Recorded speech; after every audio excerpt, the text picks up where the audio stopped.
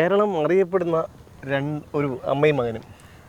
അമ്മ ഇത്ര വളരെ കെയർ ചെയ്ത് കൊണ്ട് കിടക്കുന്ന മക്കൾക്ക് ഇപ്പോൾ ചുരുക്കമാണ്. അത് എങ്ങനെയാണ് അതിനുള്ളൊരു അമ്മയ്ക്കും ഒരു ഭാഗ്യമുണ്ട്, മകനും ഒരു ഭാഗ്യമുണ്ട്, അതെങ്ങനെയാണ് വന്നത്? അതായത് എനിക്കിപ്പോൾ 52 വയസ്സ് കഴിഞ്ഞു, 53ാമത്തെ വയസ്സിലേക്ക് പോകണം. എൻ്റെ ജീവിതത്തിൽ 50 വർഷവും എന്നെ പൊന്നുപോലെ നോക്കിയത് എൻ്റെ അമ്മയാണ്.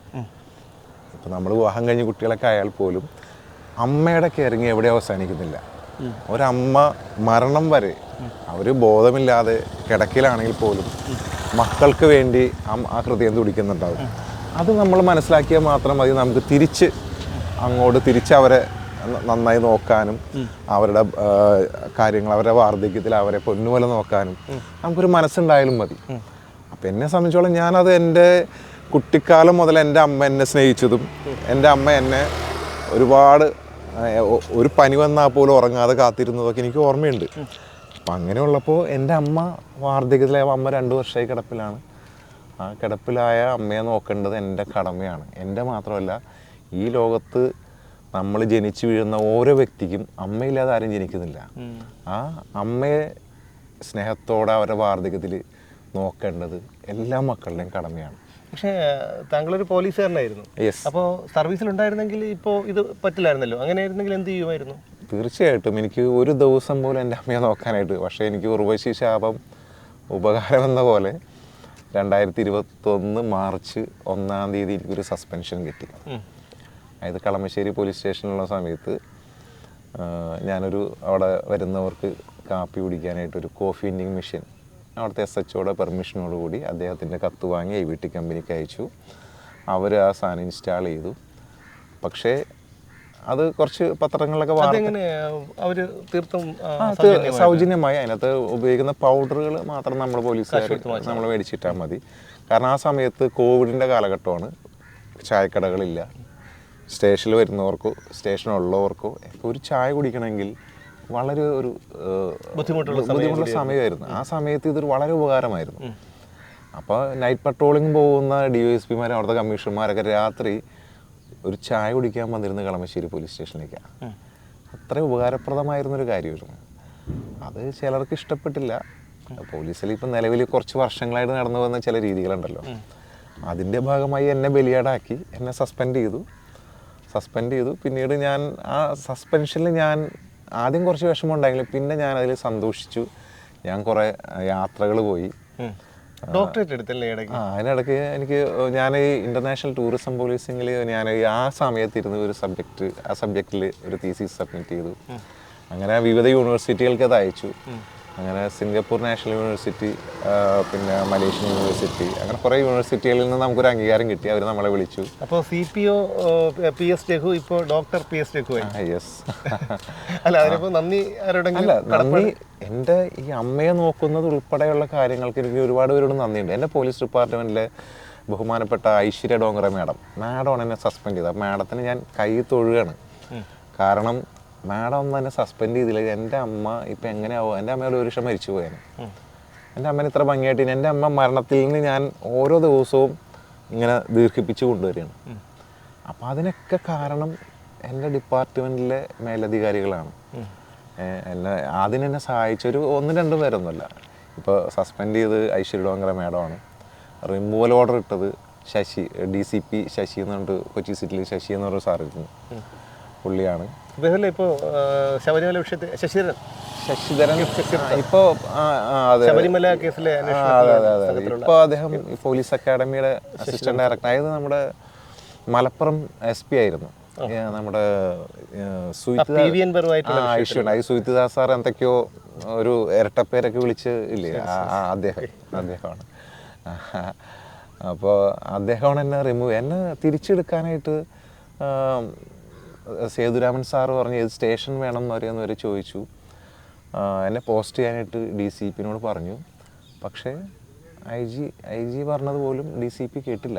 അത് ദൈവം മുകളിലിരുന്ന് എനിക്ക് വേണ്ടി വഴി ഒരുക്കിയതാണ്. എൻ്റെ അമ്മയെ നോക്കാൻ വേണ്ടിയിട്ട് അദ്ദേഹത്തിനോട് പറഞ്ഞു ഇവൻ അങ്ങോട്ട് റിമൂവ് ചെയ്തേക്ക്. ഇത് IG പറഞ്ഞത് കേട്ടില്ല. ശശി സാറ് IG പറഞ്ഞതല്ല കേട്ടത്, ദൈവം പറഞ്ഞതാണ് കേട്ടത്. ഇവൻ അങ്ങോട്ട് റിമൂവ് ചെയ്തു, ഇവൻ അമ്മേനെ നോക്കട്ടെ കുറേ നാൾ. അപ്പോൾ അങ്ങനെ എനിക്കൊരു ഭാഗ്യം കിട്ടി. ആ ഭാഗ്യം കൊണ്ടാണ്. അപ്പോൾ ഞാൻ പറയണേ, എൻ്റെ അമ്മയെ നന്നായിട്ട് നോക്കുന്നതിന് അതിൻ്റെ പുണ്യം കിട്ടാൻ പോണത് ഐശ്വര്യ ഡോങ്കറെ, ഈ പോലീസ് അക്കാഡമിയുടെ അസിസ്റ്റൻറ്റ് ഡയറക്ടറായിട്ടുള്ള ശശിധരൻ സാറ്, പിന്നെ സേതുരാമൻ സാറ്, പിന്നെ അന്ന് കമ്മീഷണറായിരുന്ന നാഗരാജ് സാറ്, ഇങ്ങനെയുള്ള കുറേ ആൾക്കാർ, പിന്നെ പോലീസ് അസോസിയേഷൻ്റെ വളരെ മഹത്തായ വലിയ പ്രവർത്തനങ്ങൾ നടത്തുന്ന കുറേ നേതാക്കന്മാരുണ്ട്. ഇവരെല്ലാവരും കൂടി ചേർന്നിട്ടാണ് എനിക്ക് ആ ഒരു സൗകര്യം ഒരുക്കി തന്നത്. അപ്പോൾ അവർക്കെല്ലാവർക്കും ഇതിൻ്റെ പുണ്യം കിട്ടും. എനിക്കല്ല, എന്നേക്കാൾ കൂടുതൽ കിട്ടുന്നത് പുണ്യം കിട്ടുന്നത് അവർക്കായിരിക്കും ഞാൻ കരുതുന്നത്. പക്ഷേ സാധാരണ പോലീസുകാർ ജോലി നേടുന്നത് പോലെയല്ല PS രഘു ജോലി നേടിയത്. അതായത് കൈക്കുഞ്ഞുങ്ങളുമായി സെക്രട്ടേറിയറ്റിന് മുന്നിൽ തലകുത്തി നിന്ന് വരെ സമരം ചെയ്ത് നേടിയെടുത്തതാണ് ആ ജോലി. അത് എങ്ങനെയായിരുന്നു? ആ ജോലി നഷ്ടപ്പെട്ടപ്പോൾ ഒരു ഉള്ളിലൊരു വിങ്ങലുണ്ടായില്ലേ? തീർച്ചയായിട്ടും ഒരു വിഷമം ഉണ്ടായിരുന്നു. പക്ഷെ ആ വിഷമം ഇന്ന് എനിക്കില്ല. ഇന്ന് എനിക്ക് എന്താണെന്ന് വെച്ചാൽ, ഞാൻ പറഞ്ഞില്ലേ, ഞാൻ ഒരുപാട് രാജ്യങ്ങൾ എനിക്ക് യാത്ര ചെയ്യാൻ പറ്റി.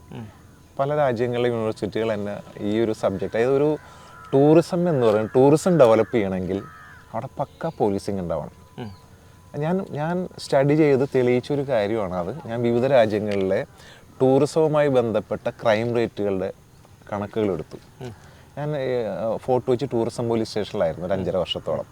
അങ്ങനെ വിവിധ രാജ്യങ്ങളിലെ കോൺസുലേറ്റുകളൊക്കെ ആയിട്ട് എനിക്ക് ബന്ധമുണ്ട്. അപ്പോൾ ആ ഒരു ബന്ധം ഞാൻ യൂസ് ചെയ്തിട്ട് ഈ ഓരോ രാജ്യത്തെക്കുറിച്ച്, അവിടുത്തെ ടൂറിസത്തെക്കുറിച്ചും അവിടുത്തെ അവിടുത്തെ പോലീസിങ്ങിനെ കുറിച്ചൊക്കെ ഞാൻ പഠിച്ചു. ഒരു 368 പേജുള്ളൊരു റിപ്പോർട്ട് ഉണ്ടാക്കി. ആ റിപ്പോർട്ട് ഞാൻ വിവിധ രാജ്യങ്ങൾക്ക് അയച്ചു, അവരുടെ കോൺസുലേറ്റുകൾ മുഖാന്തരം അയച്ചു. അപ്പോൾ അവരൊക്കെ സ്റ്റഡി ചെയ്തിട്ട് അവരതിൽ നിന്ന് മനസ്സിലാക്കിയൊരു കാര്യം, എവിടെ പോലീസിങ് പക്കയാണോ അവിടെ ടൂറിസം ഡെവലപ്പ് ചെയ്യും. ഇപ്പം കാശ്മീർ, ഒരു വർഷം മുമ്പ് വരെ കാശ്മീർ ടൂറിസ്റ്റുകളുടെ ഭയങ്കര ഒരു കുത്തൊഴുക്കായിരുന്നു. പെട്ടെന്ന് പഹൽഗാം ഇഷ്യൂ ഉണ്ടായതോടെ ടൂറിസം നഷ്ടപ്പെട്ടു. അപ്പോൾ അതുകൊണ്ട് ഈ പോലീസിങ് പക്കയാണെങ്കിൽ, ഞാൻ എൻ്റെ തീസിസിൽ മൊത്തം ഞാൻ അതിനെക്കുറിച്ചാണ് എഴുതിയിട്ടുള്ളത്. അതായത് പോലീസിങ് പക്കയാണെങ്കിൽ ടൂറിസം ഡെവലപ്പ് ചെയ്യും. അല്ല, ഈ നമ്മുടെ ഫോർട്ട് കൊച്ചി പോലീസ് സ്റ്റേഷനിൽ ജോലി നോക്കിയിരുന്നപ്പോൾ തന്നെ ഒരുപാട് പ്രവർത്തനങ്ങൾ താങ്കൾ കാഴ്ചവെച്ചു. അതായത് പത്രങ്ങളിലൊക്കെ വാർത്ത വന്നിരുന്നു, ഒരു സ്ത്രീയുടെ, ഒരു വിദേശ വനിതയുടെ എന്തോ കളഞ്ഞു പോയി, പേഴ്സോ അല്ലേ? അത് കോവിഡ് സമയത്താണ്. എന്തായിരുന്നു അത്? അതായത് കോവിഡ് സമയത്ത് അന്ന് വിദേശികളെ കണ്ടാൽ, ട്രിപ്പിൾ ലോക്ക്ഡൗൺ സമയത്ത് വിദേശികളെ കണ്ടാൽ നമ്മൾ പേടിച്ച് ഓടുന്നൊരു കാലഘട്ടമാണ്. അപ്പോൾ ഒരു ഫ്രഞ്ച് ലേഡി, അവരെ ഹെൽത്ത് ഡിപ്പാർട്ട്മെൻറ്റ് അവർ എയർപോർട്ടിന് അവിടുന്ന് കസ്റ്റഡിയിലെടുത്തു. കളമശ്ശേരി മെഡിക്കൽ കോളേജിൽ കൊണ്ടുവന്നു. പരിശോധനയ്ക്ക് വിധേയമായി കഴിഞ്ഞപ്പോൾ അവർ കോവിഡില്ല, അവരെ പറഞ്ഞു വിട്ടു. പക്ഷേ ആ സമയത്ത് ഒരു ഷോപ്പ് തുറക്കില്ല, ഭക്ഷണം കഴിക്കാൻ മാർഗമില്ല, വാഹനങ്ങളില്ല, ഒരു ഹോട്ടലിൽ റൂം പോലും കിട്ടില്ല. ഇവർ പിഞ്ചു കുഞ്ഞുമായിട്ട് ആ ഹോസ്പിറ്റലിൻ്റെ പുൽത്തകടിയിൽ പട്ടിണി കിടക്കുകയായിരുന്നു. അപ്പോൾ ആ സമയത്ത് സ്റ്റേഷനിലേക്ക് ഒരു കോൾ വന്നു, ഇങ്ങനെ ഒരു വിദേശ വനിത കോവിഡ് ഉള്ളതാണ് സംശയം, അവർ ഹോസ്പിറ്റലിൽ നിന്ന് രക്ഷപ്പെടാൻ ശ്രമിക്കുന്നതെന്ന് പറഞ്ഞാൽ കോൾ വന്നത്. അപ്പോൾ ഞങ്ങൾ അവിടുത്തെ വേറെ പോലീസുകാരൻ ഞാനും കൂടി അവിടെ ചെന്ന് കഴിഞ്ഞപ്പോൾ, ഞാൻ ഈ ടൂറിസം പോലീസിലുണ്ടായതുകൊണ്ട് എനിക്ക് ഈ വിദേശികളോ കണ്ട് അവരുടെ ഇഷ്യൂസ് നമ്മൾ പെട്ടെന്ന് പരിഹരിക്കണം എന്നുള്ളൊരു ഐഡിയ എങ്ങനെയൊക്കെയാണെന്ന് അറിയാം നമുക്ക്. അവരോട് കാര്യം ചോദിച്ചപ്പോൾ അവർ കാര്യങ്ങൾ പറഞ്ഞു.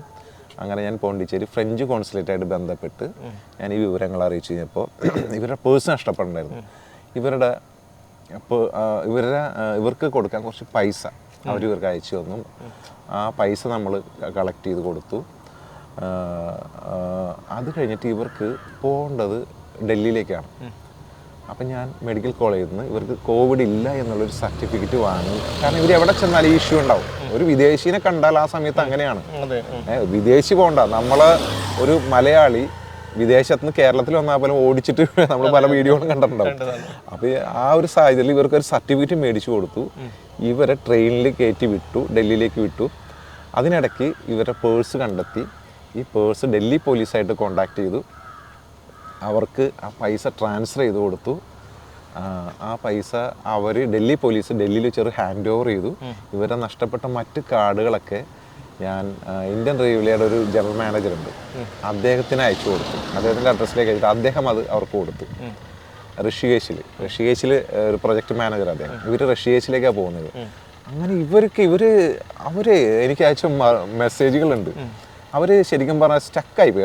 ഒരു പോലീസ് ഇത്രയും കെയറിങ്, അതായത് ആരും സഹായിക്കാനില്ലാത്തൊരു സാഹചര്യത്തിൽ ഇത്രയും ഹെൽപ്പ്, അത് കേരളത്തിൽ മാത്രമല്ല ഇന്ത്യയിലുടനീളം അവർക്കൊരു ഹെൽപ്പ് കൊടുത്തു. ഋഷികേശിൽ അവർക്ക് അവിടെ കട്ടുവാല പോലീസ് സ്റ്റേഷനിൽ വിളിച്ച് അവിടുത്തെ SHOനോട് ഞാൻ ഇങ്ങനെ ഒരു ലേഡി വരുന്നുണ്ടെന്ന് കുട്ടിയിടുന്നു, അവർക്ക് താമസിക്കാൻ റൂം അറേഞ്ച് ചെയ്ത് കൊടുക്കണം ഉൾപ്പെടെ പറഞ്ഞു. അവർക്ക് താമസിക്കാനുള്ള റൂം വരെ അറേഞ്ച് ചെയ്ത് കൊടുത്തു. അപ്പോൾ അവർ എന്നോട് പറഞ്ഞത്, ഞാനിപ്പോൾ ഫ്രഞ്ചുകാരി ആണെങ്കിൽ പോലും ഞാനിപ്പോൾ ഇന്ത്യക്കാരിയാണ്, കാരണം എനിക്ക് ഇന്ത്യയിൽ ഒരു സഹോദരൻ ഉണ്ടെന്നാണ് പറഞ്ഞത്. അവർ പിന്നീട് കോൺടാക്ട് ചെയ്യാറുണ്ട്? പിന്നീട് പലപ്പോഴും നമ്മൾ കോൺടാക്ട് ചെയ്തിട്ടുണ്ട്. ഇടയ്ക്ക് എന്നെ ഫ്രാൻസിലേക്ക് വിളിക്കാറുണ്ട്. പിന്നെ എന്നെ ഫ്രഞ്ച് കോൺസുലേറ്റ് ജനറൽ എന്നെ വിളിച്ചിട്ടുണ്ടായിരുന്നു. എന്നെ നേരിട്ട് വിളിച്ച് അവർ വളരെ നന്ദി പറഞ്ഞു, നിങ്ങൾ വളരെ നല്ലൊരു ഇതാണ് ചെയ്തിട്ടുള്ളത്. പക്ഷേ ആ സമയത്ത് ഞാനവിടെ സസ്പെൻഷനിലാണ്. അത് കഴിഞ്ഞ് ഏകദേശം 1-2 മാസം കഴിഞ്ഞപ്പോൾ, കുറച്ച് മാസം കഴിഞ്ഞപ്പോൾ ഈ കോഫി മെഷീൻ്റെ പേരിൽ സസ്പെൻഷനിൽ ഇരിക്കുമ്പോഴാണ് എന്നെ ഫ്രഞ്ച് കോൺസുലേറ്റ് വിളിക്കുന്നത്. ആദ്യം അല്ല, ഇപ്പോൾ കേരള പോലീസിന്റെ കഴിഞ്ഞ കുറച്ച് കാലങ്ങളായിട്ടുള്ള ഒരു രീതി എന്ന് പറഞ്ഞാൽ ആദ്യം സസ്പെൻഷൻ, പിന്നെ ഡിസ്മിസ്, റിമൂവൽ ഡിസ്മിസലും രണ്ടാണ്. അപ്പോൾ ഞാൻ ഈ ഒരു ഓൾ ഇന്ത്യ യാത്ര പോയി എന്ന് പറഞ്ഞില്ലേ, ഈ നമ്മളിങ്ങനെ സസ്പെൻഷനിൽ ഇരിക്കുമ്പോൾ കുറച്ച് മൂഡ് ഔട്ട് ആയി കഴിഞ്ഞപ്പോൾ എനിക്ക് എൻ്റെ ഒരു മെൻ്റൽ സാറ്റിസ്ഫാക്ഷന് വേണ്ടിയിട്ട് ഞാനൊരു ഓൾ ഇന്ത്യ, ഞാൻ വേറെ പോലീസ് ഉദ്യോഗസ്ഥനും വേറെ സുഹൃത്തായിട്ട് ഓൾ ഇന്ത്യ ഒരു ട്രിപ്പ് പോയി. ഈ സമയത്ത് നമ്മൾ കേരളത്തിലില്ല എന്നറിഞ്ഞുകൊണ്ട് തന്നെ നമ്മളോട് പെട്ടെന്ന് എൻക്വയറിക്ക് ഹാജരാകാൻ പറഞ്ഞ് 6 ദിവസം കൊണ്ട് 3 നോട്ടീസ് എൻ്റെ സഹോദരന് കൊണ്ടുപോയി കൊടുത്തു. വീട്ടിൽ തറവാട്ടിൽ കൊണ്ടുപോയി കൊടുത്തു.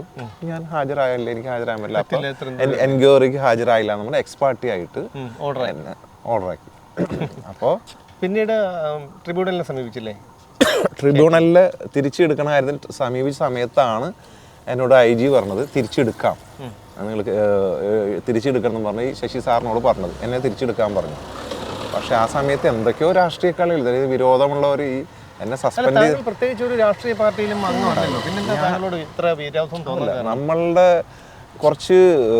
നമ്മളെ പറ്റി കുറച്ച് വാർത്തകളൊക്കെ പത്രത്തിൽ വന്നാൽ മതി, വേറൊന്നും വേണ്ട. അല്ല, അങ്ങനെ വന്നിട്ട് ഇവിടെ അനധികൃത സമ്പാദനം വന്നിട്ടുണ്ട്, സ്വർണം പൊട്ടിക്കൽ വന്നിട്ടുണ്ട്, അച്ഛൻ വിഗ്രഹമോഷണ കേസിലെ പ്രതിയാണെന്ന് വന്നിട്ടുണ്ട്. അത് അവർക്കൊക്കെ അതൊരു ഇതല്ലേ? അല്ല, നമ്മളെ സംബന്ധിച്ചോളം ഈ നേരത്തെ ഒരു കാര്യം പറഞ്ഞില്ലേ, നമ്മൾ രാഷ്ട്രീയ പാർട്ടിയുടെ ആളല്ല എന്ന് പറഞ്ഞില്ലേ, ആളായിരുന്നെങ്കിൽ നമുക്ക് ഇതൊന്നും സംഭവിക്കില്ലായിരുന്നു. നമ്മൾ രാഷ്ട്രീയ പാർട്ടി നമ്മളാരും സഹായിക്കില്ല, കാരണം 2 കൂട്ടരും നമ്മളെ ഒരു പക്ഷേ ശത്രുവായിട്ട് കാണും. ഒരു പക്ഷേ നമ്മളൊന്നും എന്താ പറയുക, നമ്മളൊന്നിലും ഇല്ലാത്തത് കൊണ്ടായിരിക്കാം. അതുകൊണ്ട് ഞാൻ പണ്ട് അല്ല, പക്ഷേ അവിടെ വേറൊരു വിഷയമുണ്ട്. നമ്മളിതൊക്കെ പറഞ്ഞെങ്കിലും രാഷ്ട്രീയം ഇത് ഒരു വിഷയമല്ല എന്നാണ് എനിക്ക് തോന്നുന്നത്. കാരണം മലയൻകീഴ് CI ആയിരുന്ന AB സൈജു, അദ്ദേഹം ഇടതുപക്ഷ പോലീസ് സംഘടനയുടെ നേതാവായിരുന്നു അല്ലേ?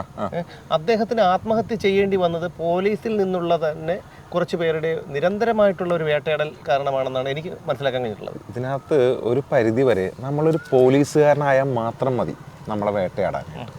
ഇപ്പോൾ സമൂഹമായാലും അല്ലെങ്കിൽ രാഷ്ട്രീയക്കാരായാലും പോലീസിൽ നിന്ന് തന്നെ ആയാലും ഇങ്ങനെയുള്ളൊരു രീതി നിലവിലുണ്ട്. ഇപ്പോൾ ഞാൻ പറഞ്ഞില്ല, എത്രയോ 100 ചില്ലാൻ പോലീസുകാരാണ് ആത്മഹത്യ ചെയ്തത് കേരള പോലീസിൽ. അല്ല, അതൊരു വാർത്തയാകുന്നില്ല. പക്ഷേ തീർച്ചയായിട്ടും അത് ഒരു വലിയൊരു കണക്കാണ്. 120ഓളം പോലീസുകാരെ ആത്മഹത്യ ചെയ്ത് 105 എന്നാണ് എൻ്റെ ഓർമ്മ. 5 വർഷങ്ങൾക്കിടയിൽ 105ഓളം പോലീസുകാർ ആത്മഹത്യ ചെയ്തു എന്നുള്ളതാണ്. പക്ഷേ ഇതിൽ എനിക്ക് തോന്നുന്നു ഒരു SI മാത്രമേ ഉള്ളൂ, ബാക്കിയുള്ള എല്ലാവരും ഈ താഴേക്ക് റാങ്കിൽ ഉള്ള ആൾക്കാരാണ്. എന്തുകൊണ്ടാണ് ഈ മുകളിലേക്കുള്ള ആൾക്കാർക്ക് മാത്രം അങ്ങനെ ഒരു ആത്മഹത്യ പ്രവണത ഉണ്ടാകാത്തത്? ഞാൻ മനസ്സിലാക്കിയത് അവർക്ക് ആത്മഹത്യയുള്ള ഒരു സ്വാതന്ത്ര്യം പോലും ഇല്ല. മനസ്സിലായില്ലേ? ഞാൻ മനസ്സിലാക്കിയാണ്, ഒരു DYSP ആത്മഹത്യ ചെയ്തിട്ടുണ്ട്. ഇപ്പോൾ ഹരിസാറ് നിവൃത്തിയില്ലാതെ അദ്ദേഹത്തിനെ കൊലപാതക കേസിൽ പ്രതിയാക്കി. ഒരു 304A ഇടുന്നതിന് പകരം 302 ഇട്ടു. ഒരു 304A ഇട്ട് അന്വേഷിച്ചിട്ട് അവർക്ക് അങ്ങനെ ഇനി നിർബന്ധമാണെങ്കിൽ ഒരു 304A ഇട്ടാൽ മതിയായിരുന്നു. അത് ആ സമയത്ത് തന്നെ പോലീസിലുള്ള ചില ആൾക്കാരെ ഇടപെട്ട് അദ്ദേഹത്തിന് 302 സെക്ഷൻ ഇട്ടാണ് കേസെടുത്തത്. ഒരു സബ് ഡിവിഷൻ ഓഫീസർ ഒരു ജയിലിൽ പോയി കിടക്കുന്ന സാഹചര്യം ചിന്തിക്കാൻ പറ്റാത്തതുകൊണ്ട് അദ്ദേഹം ആത്മഹത്യ ചെയ്തു. പക്ഷേ മേലുദ്യോഗസ്ഥന്മാരിൽ അധികം പേരും അങ്ങനെ ചെയ്യാത്ത അവരിരിക്കണ ഒരു കസേരയുടെ വലിപ്പം. ആരും ആത്മഹത്യ ചെയ്യാതിരിക്കട്ടെ, ഞാൻ ഈ തമാശ രൂപേണ പറഞ്ഞതാണ്. കാരണം ഇത്രയും ഏറ്റവും കൂടുതൽ വേട്ടയാടപ്പെടും നമുക്ക് പലപ്പോഴും കഷ്ടം തോന്നിയിട്ടുണ്ട്. അതായത് AKG സെന്ററിൽ ആരോ ഒരു മുക്കുവടക്കം എറിഞ്ഞെന്ന് പറഞ്ഞിട്ട് കുറേ പോലീസുകാരെ കൊണ്ടുവന്നിട്ട് അവിടെ എന്താ മാടുകളെ പോലെ, മാടുകൾക്ക് പോലും നമ്മളൊരു ടാർപ്പയോ എന്തെങ്കിലും കെട്ടിക്കൊടുക്കും. പക്ഷെ വളരെ സങ്കടം തോന്നിയിട്ടുണ്ട് കേട്ടോ. അവിടെ മഴയെന്നില്ല, വെയിലെന്നില്ല, ഈ ഇടിമിന്നലെന്നില്ല, അങ്ങനെ ആ സാഹചര്യത്തിലാണ് അവരവിടെ ഇരിക്കുന്നത്. പിന്നെ അതുപോലെ പല സ്ഥലങ്ങളിലും കാവൽ നിൽക്കുന്ന ഇവിടെ തമ്പ്രാൻ എഴുന്നള്ളുമ്പം പോലീസുകാർ അത് ഈ തമ്പ്രാൻ പിന്നെ ഔദ്യോഗിക വസതി കൊട്ടാരത്തിൽ നിന്ന് സെക്രട്ടേറിയറ്റിലേക്ക് പോകുന്ന സമയം തന്നെ അത്ര 7 സിഗ്നലോളം ഉണ്ടെന്നാണ് എൻ്റെ കണക്ക്. ആ 7 സിഗ്നൽ ഓഫ് ചെയ്തിടും. ഈ ഓഫ് ചെയ്തിടുമ്പോൾ ഈ ആൾക്കാർ മൊത്തം അങ്ങ് സ്ട്രക്ക് പല സ്ഥലങ്ങളിൽ നിന്ന് വരും. ഈ അപ്പോൾ ട്രാഫിക് ഡ്യൂട്ടി നിയന്ത്രിക്കാൻ നിൽക്കുന്ന പോലീസുകാരുടെ ഒരു വെപ്രാളം കാണണം. ലോക്കൽ പോലീസ് എന്ന് പറയുന്നത് ഈ സ്പോഞ്ചിലെ വെള്ളം പോലെയാണ്. ഈ ആവശ്യം ഞെക്കണനുസരിച്ച് ഇങ്ങനെ പിഴിഞ്ഞിങ്ങെടുക്കും. മനസ്സിലായില്ലേ? ഇതിലൊന്നും പെടാത്ത കുറേ ആൾക്കാരുണ്ട്. ഇതിലൊന്നും പെടാത്ത സംഘടന നേതാക്കന്മാർ അവരേതെങ്കിലും സ്പെഷ്യൽ യൂണിറ്റിൽ പോയിരിക്കുകയുള്ളൂ. അവർ കാക്കിയിടൂല. അവർ ജുബ്ബയൊക്കെ ഇട്ടാണ് ജോലി ചെയ്യുക. ജോലിയല്ല, ജുബ്ബ് ഇട്ടാണ് നടക്കുന്നത്. അല്ല, അത് അവരെ കുറിച്ച് എന്നോട് ഒരു മുൻ DGP പറഞ്ഞത്, സംഘടനാ നേതാക്കൾ DGPയുടെ മുമ്പിൽ ചെന്നിട്ട് കാലിന് മുകളിൽ കാലിട്ടിരിക്കുകയാണ്. അതായത് SI റാങ്കിലുള്ള ആളാണ് സംഘടന നേതാവ് ഓർക്കണം. അല്ല, ഒരു മഫ്തി എന്ന് നമ്മൾ ചെയ്തിട്ടില്ലേ എന്നൊക്കെ ചോദിക്കുന്ന ട്രെയിനിങ് സമയത്ത് നമ്മളെ മഫ്തിയെ കുറിച്ച് പഠിപ്പിക്കുന്നുണ്ട്. ഒരു മാന്യമായ ഒരു വസ്ത്രധാരണം. ഇപ്പം ജുബ്ബ മോശമാണെന്നല്ല ഞാൻ പറയുന്നത്. പക്ഷേ എന്നാലും ഒരു പോലീസ് ഉദ്യോഗസ്ഥൻ എന്ന് പറയുമ്പോൾ അവൻ്റെ വസ്ത്രധാരണത്തിനും അവൻ്റെ മഫ്തിക്ക് പോലും ഒരു പ്രത്യേകത ഉണ്ടാവണം. അല്ല, ആ ഒരു ഡിപ്പാർട്ട്മെൻറ്റിൻ്റെ അച്ചടക്കത്തിൽ നിന്നായിരിക്കണം. ഇത് ഒരിക്കലും യൂണിഫോം ഇടില്ല, ജുബ്ബ മാത്രമേ ഇടുള്ളൂ. യൂണിഫോം അലവൻസ് മേടിക്കും, പണിയെടുക്കില്ല. എന്നിട്ട് പോലീസുകാർക്ക് വേണ്ടിയിട്ട് ഞാൻ ഘോരം വാദിക്കുന്നു എന്ന് പറയും. പോലീസുകാരുടെ രക്തം കുടിച്ച് സുഖമായിട്ട് ജീവിക്കുന്നു. ഇങ്ങനെയുള്ളവരാണ് പോലീസിന് എന്താ പറയുക, പോലീസുകാരെ സഹായിക്കാൻ ഇറങ്ങുന്നതെന്ന് പറയുന്നത്. അവരെന്ത് സഹായം ചെയ്തിട്ടാണ്? ഈ കാലഘട്ടത്തിലാണ് ഏറ്റവും കൂടുതൽ പോലീസുകാർ ആത്മഹത്യ ചെയ്തിട്ടുള്ളത്. അതിന് കാരണം ഒരു പക്ഷേ ഇവരും കൂടി ആകാം എന്ന് എനിക്ക് ബലമായ സംശയമുണ്ട്. അല്ല, എനിക്ക് തോന്നുന്നു ഏറ്റവും കൂടുതൽ ശത്രുക്കൾ പോലീസിൻ്റെ ശത്രു പോലീസ് തന്നെയാണെന്നാണ് എനിക്ക് തോന്നിയിട്ടുള്ളത്. പല കാര്യങ്ങളും നമുക്ക് പക്ഷേ പലതും നമുക്ക് പറയാൻ കഴിയില്ല. എങ്കിൽ പോലും സൈജു സാറൊക്കെ ആത്മഹത്യ ചെയ്യുന്നതിന് മുമ്പ് ഒരുപാട് കാര്യങ്ങൾ എന്നോട് പറഞ്ഞിട്ടുണ്ടായിരുന്നു. അദ്ദേഹത്തിൻ്റെ മരണത്തിന് ശേഷമുള്ള രേഖകളൊക്കെ പരിശോധിച്ച് കഴിഞ്ഞാൽ അറിയാം, അദ്ദേഹത്തിന് മനഃപൂർവ്വം ബലികേടാക്കുകയായിരുന്നു. അനാഥമായി പോയത് 2 കുട്ടികളും ഒരു അമ്മയുമാണ്. ഒരു പോലീസുകാരന് ഒരു പോലീസ് സ്റ്റേഷനിൽ നിന്ന് ഏറ്റവും അവസാനം നീതി കിട്ടുള്ളൂ. ഇപ്പോൾ സൈജു സാറ് അദ്ദേഹം ഒരു SHO ആയിരുന്നു. അദ്ദേഹത്തിൻ്റെ 3-4 കേസ് ഉണ്ടെന്ന് പറയുന്നത്. അതിൽ ഒരു കേസ് ഒഴിച്ച് ബാക്കി അധികവും കള്ളക്കേസുകളാണ്. അതായത് ഒരാളെ എത്രത്തോളം ഒരു പോലീസ് ഉദ്യോഗസ്ഥൻ്റെ പേരിൽ, സത്യസന്ധനായ ഒരു പോലീസ് അല്ലെങ്കിൽ മനസ്സാക്ഷിയുള്ളൊരു പോലീസുകാരൻ്റെ പേരിൽ ഒരു FIR വീഴുമ്പോൾ തന്നെ അവൻ മാനസികമായിട്ട് തകർന്നു പോകും. അങ്ങനെയുള്ള ആൾക്കാരെ ഇല്ലാത്ത കാര്യങ്ങളും കെട്ടിച്ചമച്ച കാര്യങ്ങളൊക്കെ ആയിട്ട് 3-4 FIR ഇട്ട് കഴിയുമ്പോൾ എങ്ങനെ പിടിച്ചു നിൽക്കാൻ കഴിയും? നമ്മൾ ഒരു SHO അല്ലെങ്കിൽ ഒരു സബ് ഡിവിഷൻ ഓഫീസർ അദ്ദേഹം അദ്ദേഹം കേസെടുത്ത ആൾക്കാർ ജയിലിൽ കിടക്കുമ്പോൾ സബ് ജയിലിലുണ്ടാവും. അവരുടെ കൂടെ പോയി കിടക്കേണ്ട ഒരു അവസ്ഥ അവർക്ക് ദുരവസ്ഥയാണ്. അത് ജയിലിൽ ചെല്ലുമ്പോൾ ഒരു പോലീസുകാരനെ ജയിലിൽ കിട്ടിയാലുള്ള അവസ്ഥ പ്രത്യേകിച്ച് അറിയേണ്ട ആവശ്യമില്ല. എനിക്ക് ഈ അവസരത്തിൽ പറയാതെ വയ്യ. കാരണം എന്ന് വെച്ച് കഴിഞ്ഞാൽ കഴിഞ്ഞ ഒരു 2 വർഷം മുൻപാണ് എന്നെ അറസ്റ്റ് ചെയ്യുന്നത്. അതായത് ഒരു വാർത്ത ചെയ്തതുമായി ബന്ധപ്പെട്ടുള്ള ഒരു കേസിൽ എന്നെ അറസ്റ്റ് ചെയ്യുന്നത്. അത് അറസ്റ്റ് ചെയ്തതാണ് മറുനാടൻ മലയുടെ ചീഫ് എഡിറ്റർ ഷാജൻ സ്കറിയ എൻ്റെ വണ്ടിയിലുണ്ടെന്ന് വെച്ചിട്ട് ട്രിവാൻഡ്രം മുതൽ ഹരിപ്പാട് വരെ എന്നെ മെഡിക്കൽ കോളേജ് SI ഹരിലാൽ പിന്തുടർന്ന് വരികയാണ്. എനിക്ക് ചിരിയാണ്. കാരണം എന്തെങ്കിലും 16 എൻ്റെ അറിവിൽ ഒരു 16 സ്റ്റേഷൻ പിന്നിട്ടാണ് ഞാൻ വരുന്നത്. അപ്പോൾ അവിടെ വന്നിട്ടാണ് അറസ്റ്റ് ചെയ്യുന്നത്. ഈ അറസ്റ്റ് ചെയ്യുമ്പോൾ അദ്ദേഹം ഒന്ന് വിളിച്ചു കഴിഞ്ഞാൽ മതി, നമ്മളോടൊപ്പം. ഇത് ഞങ്ങളുടെ കേസ് അന്വേഷിച്ചത് എറണാകുളം ക്രൈംബ്രാഞ്ചാണ്. ക്രൈംബ്രാഞ്ച് അന്വേഷിച്ചിട്ടില്ല ഞങ്ങളെ കസ്റ്റഡിയിലെടുത്തത്. ഈ അതിനുശേഷം ഹർലാൽ എന്നെ ഇവിടെ ഹരിപ്പാട് വെച്ച് അറസ്റ്റ് ചെയ്തിട്ട് എന്നോട് ചോദിച്ച ചോദ്യം എൻ്റെ കേസുമായി ബന്ധപ്പെട്ട ചോദ്യങ്ങളെ അല്ലായിരുന്നു. എനിക്ക് അതിലൊന്നുമല്ല വിഷയം. ഇതിൽ ഏറ്റവും എനിക്ക് സഹതാപം തോന്നിപ്പോകുന്നത്, വിദ്യാഭ്യാസം കൊണ്ട് മനുഷ്യന് യാതൊരു ഗുണവും ഇല്ലെന്ന് തെളിയിക്കുന്ന ആൾക്കാരാണ് ഇവരൊക്കെ. കാരണം ഹരിലാലിന് പിന്നീട് ഇപ്പോൾ കേന്ദ്ര ആഭ്യന്തരമന്ത്രിയുടെ വിശിഷ്ട സേവനത്തിലുള്ള അവാർഡാണെന്ന് തോന്നുന്നു. അങ്ങനെ എന്തൊക്കെയോ അവാർഡൊക്കെ കിട്ടിയിട്ടുണ്ട്. അപ്പോൾ അത് സംസ്ഥാന സർക്കാർ ശുപാർശ ചെയ്താലാണ് കിട്ടുന്നത്. ഇങ്ങനെയുള്ള കാര്യങ്ങൾ ചെയ്യുമ്പോൾ അങ്ങനെയുള്ള കാര്യങ്ങൾ കിട്ടുക. ഇപ്പോൾ മറുനാടൻ ഷാജൻ ചേട്ടൻ്റെ സെഷൻസ് കോടതിയിൽ ജാമ്യം തള്ളി അന്ന് രാത്രി 1:30 മണിക്ക് എൻ്റെ വീട്ടിൽ 2 വണ്ടി പോലീസാണ് റെയ്ഡ് ചെയ്യാൻ വന്നത്. ഒരു പോലീസുകാരനായിരുന്നു എൻ്റെ വീട്ടിൽ. മറുനാടൻ ഷാജൻ എൻ്റെ വീട്ടിൽ ഒളിച്ചിരിക്കുന്നു എന്നുള്ള രീതിയിൽ വെളുപ്പിന് 1:30 മണിക്ക് വന്നിട്ട് എൻ്റെ വീട്ടിൽ വന്ന് അവർ പരിശോധന നടത്തി. ഞാൻ പറഞ്ഞു, എനിക്ക് ചിരിയാണ് വന്നത്. ഞാൻ അഡ്വക്കേറ്റ് ജയശങ്കറിനോട് ഈ കാര്യം പറഞ്ഞപ്പോൾ അദ്ദേഹം പറഞ്ഞത്, ഇവർക്ക് ഇത്രയ്ക്ക് ബുദ്ധിയില്ലേ എന്നാണ് ചോദിച്ചത്. അല്ലാതെ പോലീസിന് ബുദ്ധിയില്ലാത്തതുകൊണ്ടല്ല. കാരണം ഞാൻ മനസ്സിലാക്കിയിട്ടുള്ള പോലീസ്, കേരളത്തിലെ പോലീസ് എന്ന് പറഞ്ഞാൽ വളരെ സമർത്ഥരായിട്ടുള്ള ഉദ്യോഗസ്ഥരാണ്, മനുഷ്യത്വമുള്ളവരാണ് വലിയൊരു വിഭാഗം. പക്ഷേ ഈ അധികാര സ്ഥാനത്തിരിക്കുന്ന കുറെ രാഷ്ട്രീയ നപുംസ മാംസ പിണ്ടങ്ങളുണ്ടല്ലോ, ഇവന്മാർ പറയുന്നത് അവർക്ക് കേൾക്കാതിരിക്കാൻ കഴിയില്ല. കാരണം അവർ ഈ പണ്ടത്തെ പോലെയല്ല. പണ്ടാണ് 10ാം ക്ലാസ്സും കുസ്തി കഴിഞ്ഞിട്ട് പോലീസിൽ പറഞ്ഞത് വളരെ കറക്റ്റാണ്. കാരണം വന്ന ഉദ്യോഗസ്ഥന് ആദ്യം എന്നോട് വളരെ റിക്വസ്റ്റ് ചെയ്താൽ പറഞ്ഞത് ഞങ്ങൾക്ക് വേറെ നിവൃത്തിയില്ല, മോളിൽ നിന്ന് ADGP പറഞ്ഞിട്ടാണ് ഞങ്ങൾ വന്നത്. എന്നോട് ഒരു കാര്യം ആവശ്യപ്പെട്ടു. ഞാൻ അന്ന് സസ്പെൻഷനിലാണ്. അപ്പോൾ എന്നോട് പറഞ്ഞത് എന്താണ്, നിങ്ങൾ ഷാജൻ സ്കറിയെ കണ്ടുപിടിച്ച് തരികയാണെങ്കിൽ നിങ്ങളെ തിരിച്ചെടുക്കാമെന്ന് ADGP പറഞ്ഞു എന്ന് എനിക്കൊരു ഓഫർ വന്നു. ഞാൻ പറഞ്ഞു അദ്ദേഹം എൻ്റെ അമ്മാവനോ എൻ്റെ അളിയനോ ഒന്നുമല്ല, ഞാൻ ആ മനുഷ്യനെ ഒരു തവണ പോലും കണ്ടിട്ടില്ല. ഒരു ഗ്രൂപ്പിലുള്ളതുകൊണ്ട് ഒരു പരിചയമുണ്ട്. പോലീസിന് അനുകൂലമായി എന്തെങ്കിലും വാർത്ത കാര്യങ്ങൾ അറിയിക്കേണ്ടതുണ്ട്, നമ്മൾ അറിയിക്കാറുണ്ട്. അദ്ദേഹം ശ്രദ്ധിച്ചു നോക്കിയാൽ അറിയാം, ഷാജൻ സ്കറിയ പണ്ട് കാലത്ത് പോലീസിനെതിരായിട്ട് ഒരുപാട് വാർത്ത ചെയ്തിരുന്ന ഒരാളാണ്. പിന്നീട് അദ്ദേഹം പോലീസിനെ കുറ്റപ്പെടുത്തി ഒരു കാര്യം ഉണ്ടാകുമ്പോൾ അതിൽ സത്യം പോലീസിന് അനുകൂലമാണെങ്കിൽ അതിനെക്കുറിച്ച് പറഞ്ഞ് വാർത്ത ചെയ്യാറുണ്ട്. അതിന് ഒരു കാരണക്കാർ പോലീസുമായി ഞങ്ങൾ കുറച്ച് പോലീസുകാർ അദ്ദേഹത്തിനോട് സ്ഥാപിച്ച സൗഹൃദത്തിൻ്റെ പുറത്താണ്. ഒരു വിഷയം ഉണ്ടായി കഴിയുമ്പോൾ നമ്മൾ അതിനെക്കുറിച്ച് ചേട്ടാ ഇതാണ് സത്യം, ആ പറയുന്ന പോലെ അല്ല എന്ന് പറഞ്ഞ് അതാണ് ഇപ്പോൾ അനസ് എന്നൊരു പോലീസുകാരൻ വണ്ണപ്പുറം. ഈ അനസിനെ SDPIക്ക് വെറുതെ ഒരു DYSP പേരെടുക്കാൻ വേണ്ടി ചെയ്ത ഒരു കാര്യം അല്ല. അത് ആ DYSPക്കെതിരെ ഒരു പ്രതിയുടെ ഭാര്യ മൊഴി കൊടുത്തതാണ്, പരാതി കൊടുത്തിട്ടുണ്ട്, മൊഴി കൊടുത്തിട്ടുണ്ട് കേട്ടിരുന്നു. അപ്പോൾ ഒരു നിരപരാധി, ഈ അനസ് എന്ന് പറഞ്ഞാൽ നമ്മളൊരു 5 മിനിറ്റ് സംസാരിച്ചാൽ മനസ്സിലാവും ഈ മനുഷ്യനെ എങ്ങനെ ചെയ്യാൻ തോന്നുന്നു. ഒരു പാവം മനുഷ്യൻ. ആ മനുഷ്യനെ ഞാൻ അദ്ദേഹത്തോട് സംസാരിച്ചിട്ടുണ്ട്, സങ്കടം തോന്നിയിട്ടുണ്ട്. ആ കുടുംബം ഉൾപ്പെടെ നാട് വിട്ടു പോകേണ്ട ഒരു അവസ്ഥയില്ല, വീട് ആത്മഹത്യ. അപ്പോൾ അങ്ങനെയുള്ള കുറേ കാര്യങ്ങളുണ്ട്. പോലീസുകാരൻ, എൻ്റെ ശത്രു പോലീസ് തന്നെയാണ് ഒരു പരിധി വരെ. ഇവിടെ ഒരു പോലീസുകാരൻ ആത്മഹത്യ ചെയ്യുന്നുണ്ടെങ്കിൽ അദ്ദേഹത്തിൻ്റെ ഒരു സുഹൃത്ത് അദ്ദേഹത്തിൻ്റെ മനസ്സ് മനസ്സിലാക്കി ഒന്ന് തോളത്ത് കൈയിട്ട് ഞാൻ ഉണ്ടടാ എന്നൊരു വാക്ക് പറയാൻ. ഞാൻ പറഞ്ഞു തോളത്തും കൈയിടണ്ട, വേറെ വരത്തും കൈയിടണ്ട. ഈ ഞാൻ പറയുന്നത് അവരൊന്ന് പരസ്പരം പാര വെക്കാതെ അവരെ വഴിക്കങ്ങ് വിട്ടാൽ മതി. മനസ്സിലായോ? ഇത് ഇപ്പോൾ ഞാൻ പറയട്ടെ, ഇവിടെ പോലീസ് ഞാൻ മനസ്സിലാക്കി കൊടുത്തോളം ഇവിടെ ഏറ്റവും കൂടുതൽ ഭയത്തോടെ ജീവിക്കുന്ന ഒരു വിഭാഗം പോലീസാണ്. ഇന്ന് രാവിലെ ജോലിക്ക് പോയി വൈകുന്നേരം തലയിൽ തൊപ്പി ഉണ്ടാവോ എന്ന് പേടിച്ച് ജോലി, കാരണം സംരക്ഷിക്കാൻ ആരുമില്ല.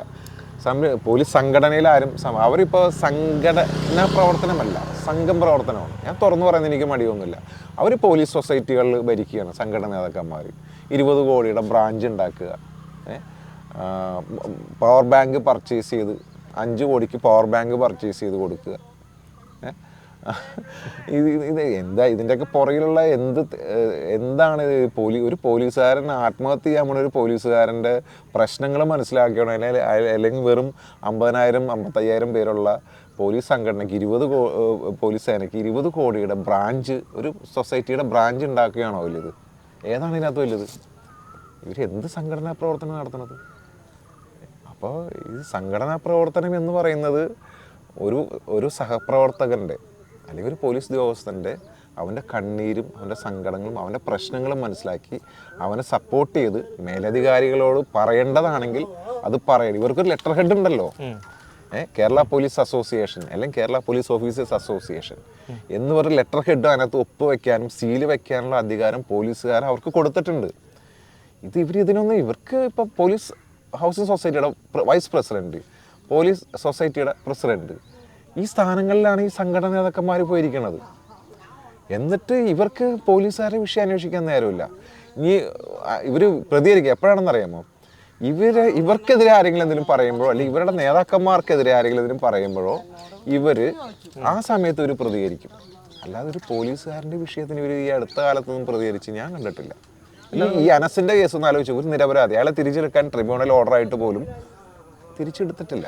അതാണ്, അതായത് ട്രിബ്യൂണലിൽ തിരിച്ചെടുക്കില്ല. അത് ഒരു വിഷയത്തിൽ മാത്രമല്ലല്ലോ. ഇപ്പോൾ അനസിന്റെ വിഷയത്തിലായിരുന്നാലും, ഹംസയുടെ വിഷയത്തിലായിരുന്നാലും, പിന്നെ ഒരു PS സുനുണ്ട് കോസ്റ്റൽ പോലീസിൽ, അയാളെ സസ്പെൻഡ് ചെയ്തു. ഏതൊരു പെണ്ണ് കേസിലാണ്. പെണ്ണിനെ അയാളെ കണ്ടിട്ടില്ല, അയാളോ പെണ്ണെ കണ്ടിട്ടില്ല. അല്ല ശരി, ഇനിയിപ്പോൾ അങ്ങനെ ആണെങ്കിൽ തന്നെ ആയിക്കോട്ടെ. അതിന് സസ്പെൻഷൻ. പിന്നെ ഒരു മാങ്ങാമോഷണം നടത്തി. ഈ മാങ്ങാമോഷണം നടത്തി, ശരി, അയാളുടെ ഒരു മാനസിക വൈകൃതം കൊണ്ടായിരിക്കാം, അത് തലപോകുന്ന കുറ്റമൊന്നുമല്ലല്ലോ. പക്ഷേ അതിനേക്കാളും മോഷണങ്ങൾ നടത്തിയ പിന്നെ IPS ഉദ്യോഗസ്ഥർ ഉൾപ്പെടെയുള്ള ഒരു IPS ഉദ്യോഗസ്ഥൻ്റെ അച്ഛൻ ഇപ്പോൾ അയ്യപ്പൻ്റെ വെച്ചുകൊണ്ട് പോയതിൽ പ്രതിയാണ്. ഒന്ന് ആലോചിച്ച് നോക്കൂ. അപ്പോൾ അവർക്കൊന്നും ഒരു വിഷയവും ഇല്ല. ഇപ്പോൾ ഒരു പോലീസ് ഉദ്യോഗസ്ഥൻ്റെ ഫോൺ കോൾ ഡീറ്റെയിൽസ് എടുക്കുമ്പോൾ ആ നാട്ടിലെ ചിലപ്പോൾ അവൻ്റെ സുഹൃത്തോ അല്ലെങ്കിൽ അവൻ്റെ പരിചയത്തിലുള്ള ഒരാൾ മണലെടുത്തുകാരനാണ്, അല്ലെങ്കിൽ വേറെ എന്തെങ്കിലും ഒരു കേസിൽ പ്രതിയായ ഒരാളുടെ ഒരു ഫോൺ നമ്പർ കണ്ടാൽ മതി ഒരു പോലീസ് ഉദ്യോഗസ്ഥൻ്റെ, അപ്പോൾ സസ്പെൻഡ് ചെയ്യും, റിമൂവ് ചെയ്യും.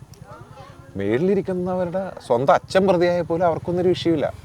അവർ 2-3 ജില്ലയുടെയൊക്കെ ഭരണം കയ്യിൽ വെച്ചുകൊണ്ടിരിക്കും.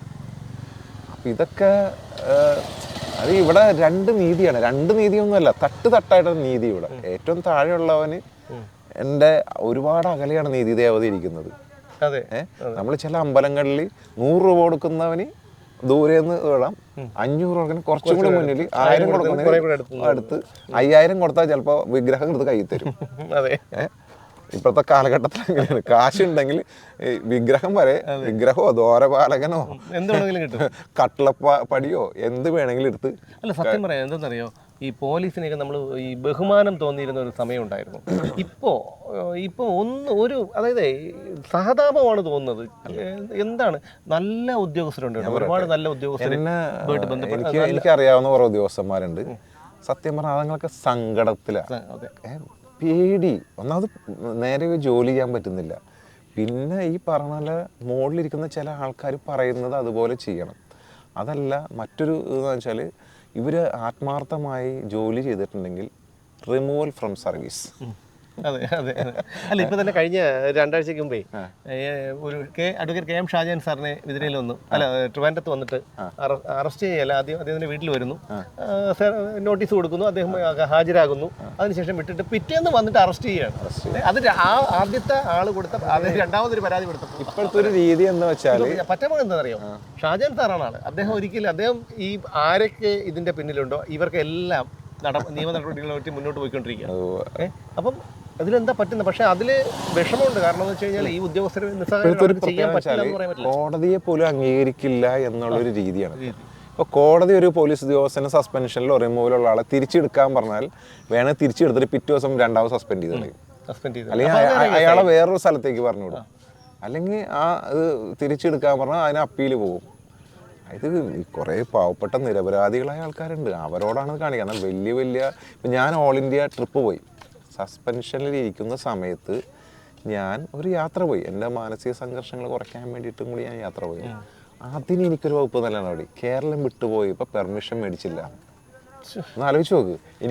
അതിനെതിരെ ഒരു PR ആക്കി. അതായത് കേരളം വിട്ട് സസ്പെൻഷനിൽ ഒരാൾ കേരളം വിട്ടു പോയതിന് പെർമിഷൻ മേടിച്ചില്ല എന്ന് പറഞ്ഞാൽ അതിനെതിരെ ഒരു വകുപ്പ് നടപടി. ഇവിടെ ഇന്ത്യ വിട്ടുപോയി, നമുക്കറിയാം, ഒരു ADGP സിംഗപ്പൂർ പോയി, അദ്ദേഹം ലോ ആൻഡ് ഓർഡറിന്റെ ചാർജുള്ള ഒരാള്, ഗവൺമെന്റിന്റെ അനുവാദമോ അല്ലെങ്കിൽ ഒന്നുമില്ലാതെ അദ്ദേഹത്തിന് പോകാമെങ്കിൽ ഒരു സസ്പെൻഷനിലുള്ള വെറും ഒരു സാധാ പോലീസുകാരൻ, സസ്പെൻഷൻ, എനിക്ക് പ്രത്യേക ഔദ്യോഗിക കൃത്യനിർവഹങ്ങളൊന്നുമില്ല, ഞാനൊരു യാത്ര പോയതിന് എനിക്കതിന് വകുപ്പ് നല്ല. അതാണ് ഞാൻ പറഞ്ഞത്, നേരത്തെ പറഞ്ഞില്ലേ, 5000 കൊടുക്കണതിന് ദൈവത്തെ തൊട്ട് മുമ്പിലും തൊഴാം. നമ്മളെപ്പോലുള്ള പാവപ്പെട്ടവര് ചിലപ്പോൾ ക്യൂ നിൽക്കേണ്ട വരും 3-4 മണിക്കൂർ. അതാണ് നീതി ദേവത. അതിലിപ്പോൾ IPSകാരുടെ കാര്യം കറക്റ്റാണ്. കാരണം IPS എന്ന് പറഞ്ഞാൽ ശ്രീലേഖ മാഡവും അതുപോലെ ജേക്കബ് തോമസും സെൻകുമാറൊക്കെ അനുഭവിച്ചത് നമ്മൾ കണ്ടതാണ്. പക്ഷേ ലോക്നാഥ് ബെഹ്റയ്ക്ക് അവസ്ഥ വന്നില്ല. ശരിയാണ്, അദ്ദേഹം നല്ല പോസ്റ്റിൽ അദ്ദേഹം ഇരിക്കുന്നുണ്ട്. അപ്പോൾ അതുകൊണ്ട് അടിമയായാൽ അടിപൊളി ജീവിതം. അതെ തീർച്ചയായിട്ടും. അടിമയായാൽ നമുക്ക് അടിപൊളിയായിട്ട് ജീവിക്കാം, നമുക്ക് ആരെയും പേടിക്കണ്ട, നമ്മൾ ജയ് വിളിക്കുക. അല്ല, പക്ഷേ വേറൊന്ന് പറയാതിരിക്കാൻ വയ്യ. കാരണം ഈ ഒരു 9.5 വർഷത്തിനിടയിലാണ് ഈ കേരളത്തിലെ ആഭ്യന്തര വകുപ്പ് ഇത്രയധികം അധപതിച്ചെങ്കിലും ആ അധപതനം പൂർണ്ണമായത് ഈ കഴിഞ്ഞ ഒരു 4.5 കൊല്ലം കൊണ്ടാണ്. അതായത് സൂപ്പർ മുഖ്യമന്ത്രി പോലീസിന്റെ കടിഞ്ഞാണ് ഏറ്റെടുത്തത് മുതലാണ്. അല്ല, ഞാൻ കരുതുന്നത് അദ്ദേഹം പല കാര്യങ്ങളും അറിയുന്നില്ല എന്ന് എനിക്ക് തോന്നുന്നു. ഒരിക്കലുമില്ല. ഞാൻ പറഞ്ഞുതരാം. ഞാൻ പറഞ്ഞോട്ടെ. ഞങ്ങളെ അറസ്റ്റ് ചെയ്ത് സെൻട്രൽ പോലീസ് സ്റ്റേഷനിൽ കൊണ്ടുപോയപ്പോൾ, എന്നെയും എൻ്റെ സഹപ്രവർത്തനായിരുന്ന സുദർശൻ നമ്പൂരി അറസ്റ്റ് ചെയ്ത് കൊണ്ടുപോയപ്പോൾ പോലീസുകാർ പരസ്പരം പറഞ്ഞപ്പോൾ നമ്മൾ കേട്ടതാണ്. ഞങ്ങളെ സെല്ലിനകത്തേക്ക് കയറ്റി ഫോട്ടോ എടുത്തു അയച്ചു കൊടുക്കാൻ. അത് മുഖ്യമന്ത്രിയുടെ ഓഫീസിൽ നിന്ന് വിളിച്ചുകൊണ്ടിരിക്കുകയാണ്. അതായത് ഞങ്ങൾ പിന്നെ സെല്ലിനകത്ത് കിടക്കുന്ന ഫോട്ടോ അയച്ചു കൊടുക്കണം. പിന്നെ അത് കഴിഞ്ഞിട്ട് ഞങ്ങളെ എല്ലാ അന്വേഷണവും പൂർത്തിയാക്കിയിട്ട് ഞങ്ങളെ 3-ാമത്തെ ദിവസം കസ്റ്റഡിയിൽ വാങ്ങിച്ച് എറണാകുളത്ത് നിന്ന് ട്രിവാൻഡ്രത്ത് കൊണ്ടുവന്ന് പരമാവധി നാണം കെടുത്തണം. പക്ഷേ പോലീസ് അത് ചെയ്തില്ല. അപ്പോൾ മുഖ്യമന്ത്രിയുടെ ഓഫീസിൻ്റെ നിർദ്ദേശം അനുസരിച്ചല്ലാതെ ഒന്നും ഒരു പോലീസുകാർ ഇങ്ങനെ പെരുമാറുമെന്ന് എനിക്ക് യാതൊരു പ്രതീക്ഷയില്ല. എൻ്റെ അനുഭവത്തിൽ ഞാൻ പറയുകയാണ്. അപ്പോൾ എന്തായാലും നമ്മൾ ഒരുപാട് സമയം കഴിഞ്ഞു പോയി. വീണ്ടും അമ്മയിലേക്ക് തന്നെ വരാം. ഇപ്പം അമ്മ ഇപ്പോൾ എവിടെയുള്ള അമ്മയെ കാണാനും കൂടിയാണ് വന്നത്. ഹോസ്പിറ്റലായിരുന്നു. കാരണം വെച്ചാൽ അമ്മയുടെ ബാക്കിലൊരു ചെറിയൊരു ബെഡ് സോർ വന്നിട്ട് ചെറിയൊരു മുറിവായിരുന്നു. പെട്ടെന്ന് അത് ഈ ഡയബറ്റിക്കുള്ള കുറച്ച് ഇതായി. അപ്പോൾ തന്നെ അമ്മ ഹോസ്പിറ്റലായിരുന്നു. അപ്പോൾ ഹോസ്പിറ്റലിൽ ഒരു കുറച്ച് ദിവസം കഴിഞ്ഞാൽ ആ മുറിവ് ശരിക്കും ഉണങ്ങണമെങ്കിൽ കുറച്ച് ദിവസം പിടിക്കും. അപ്പോൾ ഞങ്ങളൊരു ഓൾ ഇന്ത്യ ട്രിപ്പ് പോകണമെന്ന് ആഗ്രഹിച്ചിരിക്കും അമ്മയായിട്ട്. അപ്പോൾ അമ്മേനെ ഒരു വണ്ടിയിൽ ബെഡൊക്കെ സെറ്റ് ചെയ്ത് എല്ലാം റെഡിയാക്കിയിട്ട് ഇട്ടിരിക്കുകയാണ്. അപ്പോൾ അമ്മയും കൊണ്ട് പരമാവധി ക്ഷേത്രങ്ങൾ, എൻ്റെ അമ്മ ഒരു അമ്പലവാസിയായിരുന്നു. ഒരു ക്ഷേത്രങ്ങൾ ആയിട്ട് ദൈവങ്ങളുടെ പുറകെ നടന്നിരുന്നവരാണ്. അപ്പോൾ അമ്മയ്ക്ക് ഈ ഭൂമിയിൽ നിന്ന് അവർ പോകുന്നതിന് മുമ്പ് അവർക്ക് എവിടെയൊക്കെ എന്തൊക്കെ ആഗ്രഹങ്ങളുണ്ടോ അതെല്ലാം സാധിച്ചു കൊടുക്കണം. ഒരു മകൻ എന്നുള്ള നിലയിൽ എൻ്റെ കർത്തവ്യമാണ്. അതിനെ എന്നെ സഹായിച്ചത് ഞാൻ നേരത്തെ പറഞ്ഞ ബഹുമാനപ്പെട്ട ഐശ്വര്യ ഡോങ്കറെ മാഡം, ഇപ്പോൾ പോലീസ് അക്കാദമിയുടെ അസിസ്റ്റൻറ്റ് ഡയറക്ടറുള്ള ശശി സാറ്, പിന്നെ അങ്ങനെ കുറച്ച് ഉദ്യോഗസ്ഥന്മാർ, നമ്മുടെ സംഘടന നേതാക്കന്മാർ, ഇവരുടെയൊക്കെ വലിയൊരു അനുഗ്രഹവും അവരുടെ സഹായവും കൊണ്ടൊക്കെയാണ് നമ്മൾ ഈ ഒരു ഇങ്ങനെ എനിക്കൊരു എൻ്റെ അമ്മയെ കെയർ ചെയ്യാൻ പറ്റിയത്. അപ്പോൾ അതിനൊക്കെ ഞാൻ അവരോട് എൻ്റെ അകമഴിഞ്ഞ് നന്ദി രേഖപ്പെടുത്തുകയാണ്. നന്ദിയല്ല, അവർക്ക് പുണ്യം കിട്ടും. കാരണം അവർ ചെയ്തത് വലിയൊരു പുണ്യപ്രവൃത്തിയാണ്. എന്നെ സസ്പെൻഡ് ചെയ്യുക, എന്നെ റിമൂവ് ചെയ്യുക ചെയ്തത് ഈശ്വരതിശയമാണ്. കാരണം അത് എൻ്റെ അമ്മയെ നോക്കുക എന്നുള്ളൊരു അതിനുവേണ്ടി ഒരു അവസരം എനിക്ക് ദൈവം സൃഷ്ടിച്ച് തന്നതാണ്. അതുകൊണ്ട് എനിക്ക് അവരോടൊന്നും യാതൊരു വിരോധമോ വൈരാഗ്യമോ പ്രതിഷേധമോ പ്രതികാരമോ ഒന്നുമില്ല. അപ്പോൾ എന്തായാലും വളരെ ഭാഗ്യം ചെയ്ത ഒരു അമ്മയാണ്. അത് മാത്രമല്ല പോലീസുകാർക്കെല്ലാം ഒരു മാതൃകയും കൂടിയാണ്. കാരണം ഇത്തരം ഈ പലരും സസ്പെൻഷനിലും ഒക്കെ ആകുമ്പോൾ പലരും തളർന്നു പോകുന്നുണ്ട്, ആത്മഹത്യകൾ പോലീസിൽ വർദ്ധിക്കുന്നുണ്ട്. അപ്പോൾ അവർക്കെല്ലാം ഒരു പാഠം കൂടിയാണ് താങ്കൾ എന്ന് ഞാൻ കരുതുന്നു. കാരണം എന്താണെന്ന് വെച്ചാൽ താങ്കൾ സസ്പെൻഷനായി അതിനുശേഷം താങ്കളെ റിമൂവ് ചെയ്തതിന് ശേഷവും താങ്കൾ ഡോക്ടറേറ്റ് എടുക്കുന്നു, ഇന്ത്യയെ മുഴുവൻ സന്ദർശിക്കുന്നു, പല രാജ്യങ്ങളിൽ പോകുന്നു. അതാണ് യഥാർത്ഥത്തിൽ ചെയ്യേണ്ടത്. കാരണം ഒരു പ്രതിസന്ധി വരുമ്പോൾ തളർന്ന് വീണു പോവുകയല്ല. ഞാനൊരു കാര്യം നമ്മുടെ പ്രിയ സുഹൃത്തുക്കൾ പോലീസുകാരോട് പറയാനുള്ളത്, ഇപ്പോൾ ഒരുപാട് ഒരു മാനസിക സമ്മർദ്ദത്തിലാണ്. അതിന് അവർ ആത്മഹത്യക്ക് ശ്രമിക്കുന്നുണ്ട്. ഞാനും ആ ഒരു അവസ്ഥയിലേക്ക് കടന്നു പോയ ഒരാളാണ്. പക്ഷേ ഞാൻ പിന്നീട് മനസ്സിലാക്കിയൊരു കാര്യം, നമുക്കൊരു കൂലിപ്പണിയെടുത്താലും ജീവിക്കാം.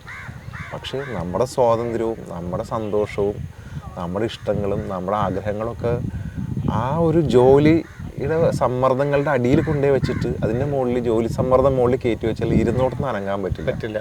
ഇപ്പം ഞാൻ കഴിഞ്ഞ 2021 മാർച്ച് 1-ാം തീയതി മുതൽ ഇന്ത്യക്ക് സ്വാതന്ത്ര്യം കിട്ടിയെന്ന് പറഞ്ഞ പോലെ എനിക്ക് സ്വാതന്ത്ര്യം കിട്ടി. അപ്പോൾ ഞാൻ പറഞ്ഞില്ലേ, എന്നോട് പലരും പറയാറുണ്ട്, നീ എൻ്റെ ബാച്ചിലുള്ള പോലീസുകാർ ഇടയ്ക്കിൽ വെച്ച് കാണുമ്പോൾ എനിക്ക് സങ്കടം തോന്നും. അവരൊക്കെ ആകെ വല്ലാത്തൊരു രൂപത്തിൽ, അവരുടെ രൂപം തന്നെ മാറിപ്പോയിരിക്കുന്നു. ഇപ്പം എന്നെയും വെച്ച് പലപ്പോഴും കമ്പയർ ചെയ്യും. ഞാൻ ഈ 5 വർഷവും ഞാൻ ഈ സർവീസിലുണ്ടായിരുന്നെങ്കിൽ ഒരുപക്ഷെ ഞാൻ അവരെക്കാളും വല്ലാത്തൊരവസ്ഥയിലായിപ്പോയിരുന്നു. പക്ഷേ എനിക്കത് സന്തോഷം. എന്തായാലും വളരെ ഭാഗ്യം ചെയ്തൊരു അമ്മയാണ്. അമ്മയുടെ ആഗ്രഹം പോലെ, മകൻ്റെ ആഗ്രഹം പോലെ ഓൾ ഇന്ത്യ ടൂർ നടക്കട്ടെ, അമ്മയ്ക്ക് എത്രയും പെട്ടെന്ന് സുഖമാകട്ടെ എന്ന് പ്രാർത്ഥിക്കുന്നു. വീണ്ടും കാണാം. Thank you.